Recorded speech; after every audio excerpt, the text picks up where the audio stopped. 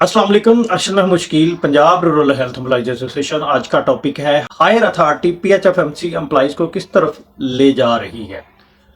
अगर ये दोस्त मेरे चैनल को सब्सक्राइब करना चाहता तो कर सकता है। अगर वीडियो पसंद आए लाइक करें, शेयर करें और कमेंट जरूर किया करें। अगर किसी ने कोई सवाल पूछना तो कमेंट सेक्शन में पूछ सकते हैं। अगर किसी ने वीलॉ के मुतलका कोई भी नोटिफिकेशन लेटर या इश्तिहार देखना हो तो डिस्क्रिप्शन के सबसे आखिर में एक वेबसाइट का लिंक है, उसको ओपन करके आप इश्तिहार नोटिफिकेशन लेटर डाउनलोड भी कर सकते हैं, पढ़ भी सकते हैं। जी दोस्तों, क्या हाल है? ठीक ठाक? उम्मीद करता हूँ तमाम दोस्त खैरियत से होंगे। आते हैं टॉपिक्स की तरफ। हायर अथॉरिटी पीएचएफएमसी एम्प्लॉइज को किस तरफ ले जा रही है। दरअसल बात आप लोग मेरी समझ गए हैं कि मैं क्या बात करने जा रहा हूं। अगर नहीं समझे तो मैं आप लोगों को बताता हूं। दरअसल ये है कि देखो, आप लोगों को पता है कि 3-4 माह हो गए हैं कि हमारी सैलरी जो है वो मजीद लेट से लेट तर की जा रही है। क्यों की जा रही है? जाहिर है कि कोई ना कोई पीछे अवामल होते हैं। कोई भी यानी कि कोई भी मसला हो, उसके पीछे कुछ ना कुछ मुहर्रिकात जरूर होते हैं। अब ये है कि हम ये सोच रहे हैं कि आया कि क्या हायर अथॉरिटी जो पीएचएफएमसी की हायर अथॉरिटी है वो पीएचएफएमसी एम्प्लॉइज को एहतजाज की तरफ राग़िब कर रही है। क्योंकि जब उनको देखो ना, सैलरी टाइम से नहीं मिलेगी, उनके पीछे किराने वाले उनके पीछे लगे होंगे, दूध वाले उनके पीछे लगे होंगे, और जहां पर जिस एकेडमी में या जिस स्कूल में बच्चे पढ़ते हैं वो उनके पीछे लगे होंगे। भाई आप लोग यार, इतना टाइम हो गया, अभी तक आप लोगों ने हमारी वो ट्यूशन फीस नहीं दी, हमारे दूध के पैसे नहीं दिए, हमारे किराने के पैसे नहीं दिए। तो लामाला फिर वो अप्लाइज क्या करेंगे? सोचने वाली बात है ना। अप्लाइज क्या करेंगे? एम्प्लॉइज यही करेंगे ना, वो हायर अथॉरिटी से जाके मिलेंगे। लेकिन ये है कि हायर अथॉरिटी भी अगर कोई उनको सूटेबल, कोई मुनासिब जॉब नहीं देती और उनकी सैलरी जो देखना, वो मैं आपको तकरीबन मेरे ख्याल काफी व्लॉग में पहले भी बता चुका हूं कि पीएचएफएमसी एम्प्लॉइज की सैलरी जो इंक्रीज्ड है वो सितंबर की सैलरी में अक्टूबर में हमें एरियर के साथ मिल जाती थी और लीव इनकैशमेंट भी मिल जाती थी। अब यह है कि हमारी जो मेन सैलरी है, जो हम यानी कि मंथ के बाद लेते हैं, वो हमें टाइमली नहीं मिल रही। जब अगर आप किसी को इस तरफ राग़िब करेंगे कि उनको लेट से लेट तर करते जाएंगे, तो आप लोगों को भी पता है कि फिर वो जो एम्प्लॉइज हैं वो उनको मजबूर किया जा रहा है कि वो एहतजाज की तरफ राग़िब हो। हालांकि ये तो बेचारे पीएचएफएमसी एम्प्लॉइज जो है ना, इनकी सैलरी तो आप तमाम को पता है और हायर अथॉरिटी को भी पता है कि इनको सैलरी हम क्या दे रहे हैं। 20 साल जो 9वें ग्रेड में काम करता है उसकी 38,000 है। कम से कम सैलरी जो है वो वज़ीर आज़म पाकिस्तान और वज़ीर आला पंजाब ने कम से कम सैलरी 37,000 मुकर्रर की है, उनको 38,000 मिल रही है। तो वो भी उनको टाइमली नहीं मिल रही, वक्त पे नहीं मिल रही। तो वो क्या करेंगे फिर? आप बता दें, मेरे व्यूवर जो है ना, वो आप बता दें क्या करेंगे वो फिर, जब जाहिर है कि वो हायर अथॉरिटी से मिल चुके हैं। सेक्रेटरी हेल्थ साहब से भी हालांकि ये है कि हमारी मुलाकात हुई थी, उन्होंने इस चीज को बड़ा फील किया था कि इनको सैलरी जो है ना वो टाइमली क्यों नहीं मिली। लेकिन ये है कि अब भी इतना अरसा गुजर गया, लेकिन ये है कि उन्होंने भी कोई इस वक्त तक एक्शन नहीं लिया, बल्कि मजीद लेट ही हो रही है। तो ये क्या है? अब ये है कि हम लोग ये सोचने पर मजबूर हो गए हैं कि पीएचएफएमसी एम्प्लॉइज को जानबूझकर हायर अथॉरिटी इस तरफ डाइवर्ट कर रही है कि ये प्रोटेस्ट करें। क्योंकि ये है कि ये तो बेचारे मरे हुए लोग हैं यार। मरे हुए, हकीकत वाली बात है। इनमें तो अगर नब्ज देखे ना, वो भी बहुत मामूली सी चल रही होती है, और जिनके बच्चे बड़े हैं तो वो तो बस उनका तो बेचारों का अल्लाह ही हाफिज है। बाकी तो वो पता नहीं कि कैसे वो जिंदगी अपने अपने जो मुआशी हालात को कैसे डील कर रहे होंगे, अपने बच्चों को कैसे डील कर रहे होंगे। तो ये तो यानी कि अब ये है कि छोटे बच्चे से बच्चा समझ रहा है कि हायर अथॉरिटी बजाते खुद चाह रही है कि ये एम्प्लॉइज जो है ये यानी कि एहतजाज की तरफ निकले, कि एहतजाज ये करें। तो खुदारा हम हायर अथॉरिटी से रिक्वेस्ट करते हैं कि ये एम्प्लॉइज जो है पहले ही बेचारे बहुत हालात के मारे हुए हैं, तंग दस्त हैं, तो इनको सैलरी टाइमली दे और जो इंक्रीज सैलरी करनी है वो करके इनका एरियर वगैरह इनको दे, लीव इनकैशमेंट इनको दे। और जो सैलरी डिफरेंस है, हकीकत वाली बात है, मैं कई यानी कि दफा ये दोहरा चुका हूं, आज भी मजबूरन मुझे दोहराना पड़ रहा है। जिन वर्कर्स को LHW की मैं बात कर रहा हूं, हमने डॉक्टर्स उस वक्त होता था, एक LHV उसकी कमेटी में शामिल होती थी, एक डिस्पेंसरी या MD शामिल होता था। वो रिकमेंड करते थे कि ये इनको अपॉइंट करना है, तो वो फिर उस वक्त EDO होते थे, CO नहीं होते थे, EDO यानी कि होता था, वो डिस्ट्रिक्ट में उनको यानी कि अपॉइंट करते थे।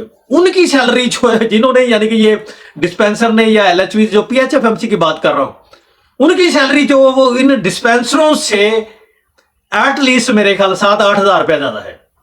हम ये नहीं कहते कि उनकी सैलरी क्यों इतनी बढ़ गई, उनकी अल्लाह करे आप लोग ज्यादा सैलरी बढ़ाएं, लेकिन इतना डिफरेंस तो ना डालें। ये यानी कि ये है कि वो यानी कि इनसे भी आगे चलेंगे, हालांकि उनका ग्रेड भी कम था, LHW का ग्रेड जो है। और हमारी जो है वो हायर अथॉरिटी से रिक्वेस्ट है कि प्लीज इन एम्प्लॉइज को प्रोटेस्ट की तरफ ना जाने दें, एहतजाज की तरफ ना गामजन करें। ये बेचारे मजबूर लोग हैं, ये प्रोटेस्ट करेंगे तो वे कैसे करेंगे ये? तो अगर जाहिर है कि आप देखें ना, मैं तो सीधी सी बात करता हूं कि अगर आप किसी को ज्यादा ही यानी कि इस नए जाएंगे तो उनको फिर मजबूरन जाहिर है कि प्रोटेस्ट एहतजाज रिकॉर्ड करवाना पड़ेगा। ये पूरा मन है पैरामेडिक्स और जितने भी ये हेल्थ प्रोवाइडर, मैं कहता हूं कि हेल्थ के में तमाम कैडर आ जाते हैं, हेल्थ प्रोवाइडर जितने भी है सारे वो पूरा मन लोग हैं। तो इनसे नेगोशिएट करें और इनको जो इनके तहफ़्फ़ुज़ात हैं वो दूर करें और इनके सैलरी जो है वो टाइमली इनके अकाउंट में आए। मैं यहां पर कहता हूं, ये मुझे मजबूरन कहना पड़ रहा है कि जितने भी हेल्थ के लोग हैं उन सब की सैलरी फिर या तो ये है कि इनके हिसाब से ही आए। फिर जब इनकी अगर 20 तारीख को आती है तो दूसरों की भी 20 तारीख को आए, ऊपर से लेकर नीचे सब की, जितने भी हेल्थ डिपार्टमेंट के लोग हैं। उसमें यह नहीं है कि वो यानी कि वो कोई आला सीट पर बैठा हुआ है या छोटी सीट पर बैठा हुआ है, सब की है। एक यानी कि एक चीज तो होनी चाहिए ना, एक ही अदारे में एक ही जगह पर काम करने वालों की एक ही यकम पर सैलरी आ रही है, एक 20 को आ रही है। कुछ मेहरबानी करें, इन पर कुछ शफकत करें। कभी ये है कि बोर्ड ऑफ डायरेक्टर नहीं बैठता जी, उसकी वजह से ये हो गया। कभी ये है कि ये सिग्नेटरी नहीं चेंज हो रहा। सिग्नेटरी भी आप देखना, एम्प्लॉइज ने तो चेंज करना नहीं होता, ये तो जाहिर है कि हायर अथॉरिटी का काम है, वो उन्होंने ही करना होता है ना। इनका काम तो काम करना है, ये अपने जितने भी हेल्थ फैसिलिटीज है उन पर काम कर रहे हैं। तो बराए मेहरबानी ये जो है ना, इनको इन बेचारों को ना, ये यानी कि पहले ही यानी कि कह ले कि किस्मत के मारे हुए लोग हैं, जितनी वो इनको सैलरी दे रहे हैं। तो इनको ये एक तो टाइमली सैलरी इनको दें, दूसरा जो है सैलरी इंक्रीज होनी है वो भी इनको इंक्रीज करके दे, लीव इनकैशमेंट भी दे, और बाकी भी एरेटिक पोस्ट डिस्पेंसर का इशू है वो भी सॉल्व करे, मिडवाइफ जो है उसको 9वें स्केल में करे, और इसी तरह काफी सारे प्रॉब्लम है। देखिए मैं यहां पर एक चीज और भी आपको आगाह करता चलूं। देखिए उम्र की सादत के लिए भी ये यानी कि वो कह रही है कि नहीं जी आपने एक माह नहीं गुजारना, हालांकि वहां पर तो कहते हैं कि बंदा जाए तो क्या होगा, ठीक है ना। वहां तो दिल करता कि वहां से वो आए ही ना, तो उनको एक माह की छुट्टी भी नहीं वहां से मिल रही है जी, 15 दिन के अंदर अंदर आना। ये पता नहीं क्या जो पिछली यानी कि हायर अथॉरिटी थी वो ये एक कानून यानी कि कह लेके पास कर गए थे, एक्स पाकिस्तान लीव। तो उम्र में तो यार हम मुसलमान हैं, तो वो जागता एक बंदा आज का देखो ना, एक बंदा खर्च करके जाता है, उनके पास वसाइल हैं, वो उम्र की शहादत हासिल करना चाहता है, तो उसको उसके लिए भी हमने रोडों अटका दिया, ठीक है जी, नहीं जी इतनी नहीं, इतने दिनों में आओ, नहीं तो आप लोग फारिग हैं। ऐसे ही हुआ है और कई दोस्तों के साथ होने भी जा रहा है। अब एक बंदा देखे ना, अमेरिका गया है जी, नहीं जी 15 दिन के बाद वापस आओ जी। यहां पर मैं एक वो बच्ची का जिक्र ना करूं तो मेरे लिए यानी कि मुनासिब नहीं होगा कि वो बेचारी वो छुट्टी लेके गई, एक्स पाकिस्तान लीव की, उसकी शादी हुई तो जाहिर है कि उसके शोहर ने उनको बुला लिया, तो वो उनको 15 दिन की छुट्टी दी गई थी, 15 दिन के अंदर अंदर आ जाए जी। वो बेचारी 1-2 दिन लेट होगी, लो जी जाओ जी आप घर बैठ जाओ, टर्मिनेट। और कुछ ये तो देख ले, ये कितने अरसे से काम कर रहा है, इसको 15 साल हो गए, इसने कोई भी ऐसी यानी कि इस मिस्टेक नहीं की, कोई ऐसा मसला नहीं किया, उसका बैकग्राउंड बहुत अच्छा है। तो नहीं बस ठीक है जी, एक गलती की नहीं तो चलो बाहर PHFMC एम्प्लॉइज। ये तो यानी कि हमारे एम्प्लॉइज के साथ किया जा रहा है। अगर कोई बीमार हो जाता है, हकीकत वाली बात है, PHFMC एम्प्लॉइज को जो है ना विदाउट पे सैलरी मिलती है, विदाउट पे जो लीव मिलती है ना, मेडिकल लीव विदाउट पे मिलती है। यार वो इंसान नहीं है यार, कहीं वो गुजरते हैं, देखो रोडों पे गुजरना है, कोई ना कोई खुदा ना खास्ता किसी के साथ कोई मिसहैप हो सकता है, तो क्यों ये वो ऐसे कानून बना रहे हैं कि इनके लिए ये प्रॉब्लम क्रिएट हो। देखिए अगर गवर्नमेंट एम्प्लॉइज के लिए है तो इनको तो ना आप लोगों ने पेंशन देनी है ना ग्रेजुएटी देनी है, तो ये चीजें तो दे देना। वो कहते हैं कि नहीं जी इनको ये भी नहीं देनी, ये बीमार भी नहीं हो सकते, इनके साथ कोई मिसहैप भी नहीं हो सकता, अगर हो गया तो चले जी आप फारिग हैं जी। खुदारा इन जो PHFMC के जो हेल्थ प्रोवाइडर है, हेल्थ एम्प्लॉइज है, इन पर ना कुछ नजरे करम करें।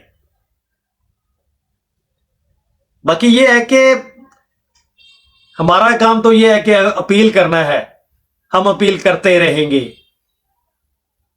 और आगे से देखते हैं कि हमें कुछ मिलता है या नहीं मिलता। और हम ऐसे ही है, हायर अथॉरिटी से जाकर मिलते हैं, उनसे रिक्वेस्ट करते हैं कि ये प्रॉब्लम है हमारे सॉल्व करें।